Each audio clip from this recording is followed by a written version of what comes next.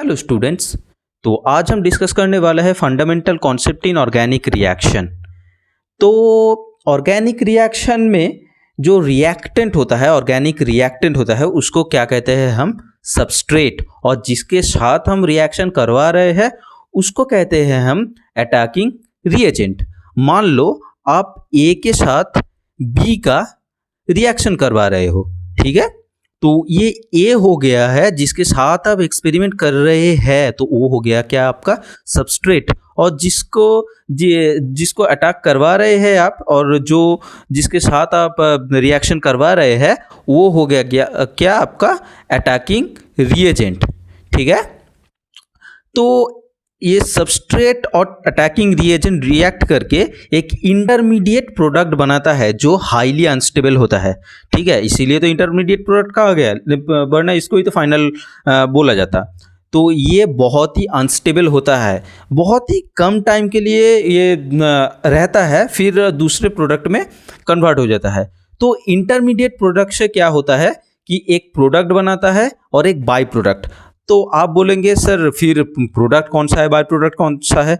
तो देखिए, जब इंटरमीडिएट प्रोडक्ट दो प्रोडक्ट और बाय प्रोडक्ट में कन्वर्ट हो रहा है, तो वहाँ पे जिसका मेजॉरिटी होता है, ठीक है, मेजॉरिटी और हाईली स्टेबल होता है, वो हो जाता है आपका प्रोडक्ट। और दूसरा जो फॉर्म करता है वो हो जाता है आपका बाय प्रोडक्ट, ठीक है?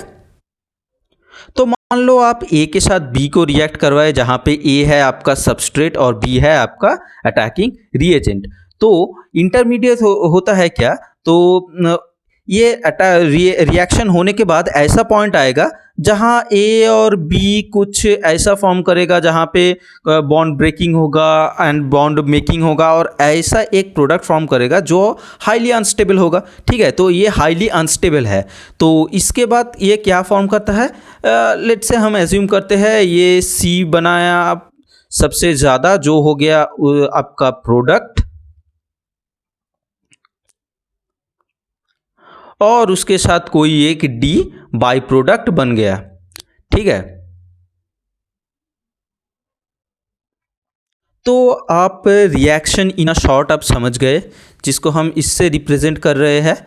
तो आप बात करते हैं सबस्ट्रेट की, ठीक है? तो सबस्ट्रेट हम कहेंगे किसको?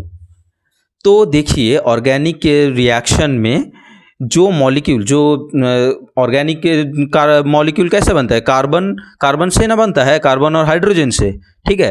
तो अगर दो या फिर एक या फिर दो से ज़्यादा जिन कार्बन का बॉन्ड ब्रेकिंग एंड मेकिंग हो रहा है, तो उसको हम कहेंगे सबस्ट्रेट, ठीक है? अगर मान लीजिए ऐसा रिएक्शन हो रहा है जहाँ पे दो ऑर्गेनिक कंपाउंड लिया गया है, ठीक है, एक्स और वाई दो का ऑर्गेनिक कंपाउंड लिया गया है, तो उसमें बोलेंगे सर फिर इसमें कौन सा सबस्ट्रेट है, कौन सा अटैकिंग रिएजेंट है? तो देखिए, जो जिसके ऊपर हमारा इंटरेस्ट है उस टाइम, जिसके ऊपर हमारा इंटरेस्ट है, लेट से हमारा एक्स के ऊपर इंटरेस्ट है, एक्स को लेकर हम एक्सपेरिमेंट करना चाहते हैं, तो ये बन जाएगा हमारा सबस्ट्रेट। और ये वाई क्या बन जाएगा? वाई बन जाएगा हमारा अटैकिंग रिएजेंट। समझ गए? तो ये तो समझ गए आप रिएक्शन समरी पे, ठीक है? तो हम ये रिएक्शन मैकेनिज्म जो है ये हम पढ़ेंगे क्यों, ये स्टडी क्यों करेंगे? तो देखिए, ये ऑर्गेनिक केमिस्ट्री का बहुत ही ज़्यादा एक इम्पॉर्टेंट टॉपिक होता है, ठीक है? तो रिएक्शन मैकेनिज्म से हम क्या क्या पता कर सकते हैं कि वहाँ रिएक्शन कैसा हो रहा है, इलेक्ट्रॉन का मूवमेंट कैसा है, एनर्जेटिक ड्यूरिंग बॉन्ड ब्रेकिंग कैसा हो रहा है, बॉन्ड फॉर्मेशन कैसा हो रहा है, and so on and so fourth, जिसके लिए reaction mechanism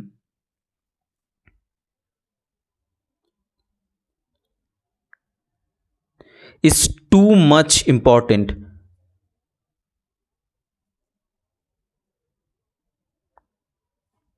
in organic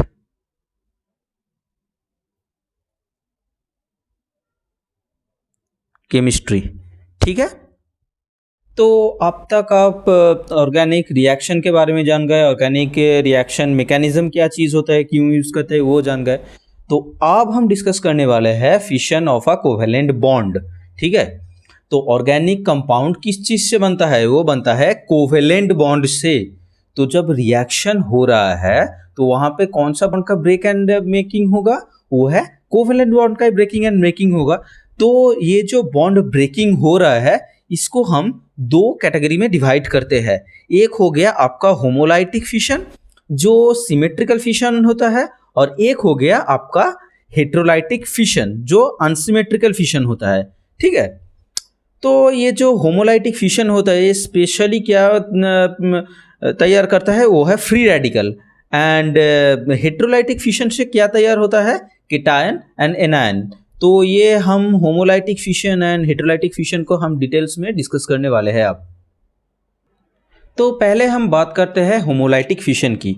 so what is homolytic fission actually? If a covalent bond cleaves in such that way that each atom takes away one electron of shared pair, it's called homolytic or symmetrical fission. ठीक है, मान लो ये A और B दो एक एक electron pair share करके एक कोवेलेंट बॉन्ड बनाया है। तो अगर मान लो कोई रिएक्शन हुआ और ये बॉन्ड ब्रेक हुआ तो ये ईच एटम एक एक इलेक्ट्रॉन लेकर अलग हो जाएगा। ठीक है, तो क्या बना लेगा? तो ये बना लेगा, इसके पास एक इलेक्ट्रॉन आ गया और बी के पास एक इलेक्ट्रॉन आ गया, तो ये बन गया क्या? इसको क्या कहते हैं? Homolytic fission. देखिए क्योंकि जो बॉन्ड टूट रहा है तो एक एक इलेक्ट्रॉन लेकर दो कंपाउंड अलग हो रहा है।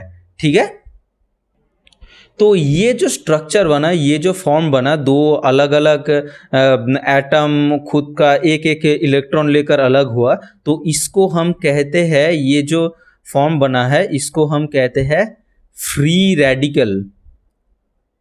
ठीक है, आप बहुत इसके नाम सुनेंगे आने वाले चैप्टर्स में। तो ये बनाता है फ्री रेडिकल। तो ये इस होमोलाइटिक फिशन कब होता है? यूजुअली ये होमोलाइटिक फिशन होता है मान हाई टेम्परेचर पे या फिर यूवी रे एक्सपोजर में या फिर कोई भी पेरोक्साइड इफेक्ट पे। ठीक है,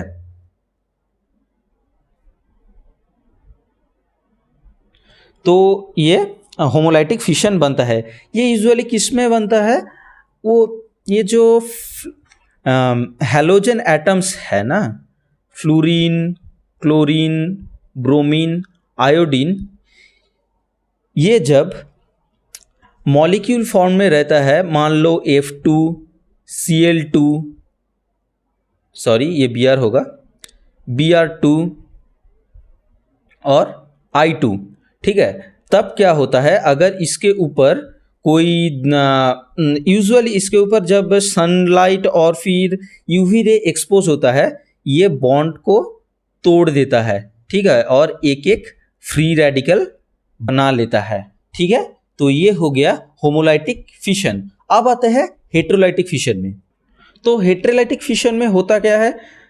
तो देखिए, जैसे कि अब होमोलाइटिक फिशन में क्या देखा कि दोनों इक्वली इलेक्ट्रॉन वापस लेकर अलग हो रहा है, तो हेट्रोलाइटिक फिशन में ऐसा नहीं होता।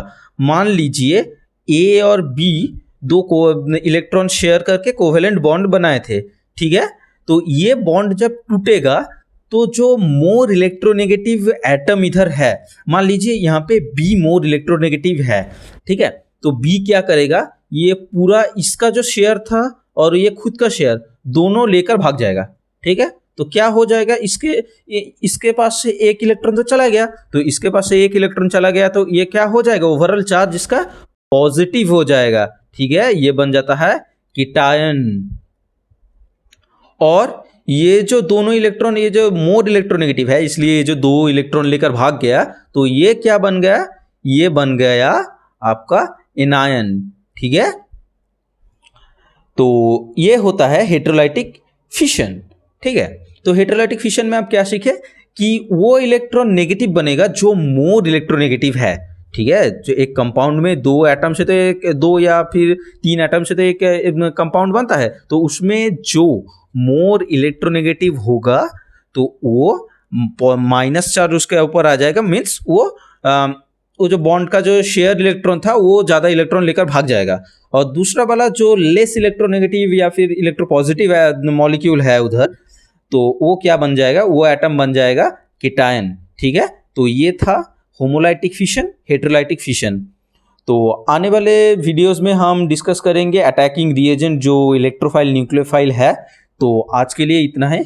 Thank you so much. अगर वीडियो अच्छा लगे तो आप सब्सक्राइब कर दीजिए। Thank you.